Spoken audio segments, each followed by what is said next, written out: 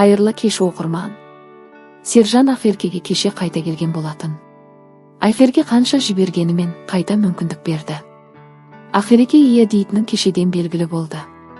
Анасы қарсы болса да, достары қарсы болса да, Сержанды таңдады. Ассалаумағалейкум, қалайсыздар? Қыздарыңыз аз кетті. Бешбармақ беріп жатырмын. Жазда өзім әдемілеп толтырып алып едім. Осы жол келсем тағы аз кетті. Мындай жемейді екен. Бұны маған береді. Мен артынан жеп жүремін бұны. Ас болсын. Ас болсын. Үміткер Сержан. Сыйластық жоқ үміткерге. Бір жігіт үшін анасымен ренжісіп қажеті жоқ негізі. Жігіт табылады, ана табылмайды. Ал анасының қарғысын алмай, ризашылығын алу керек. Көбінің айтуы үшінші әйелі боласын дейді. Бүкіл Қазақстанның алдында қосылайықтан көрген еді деп.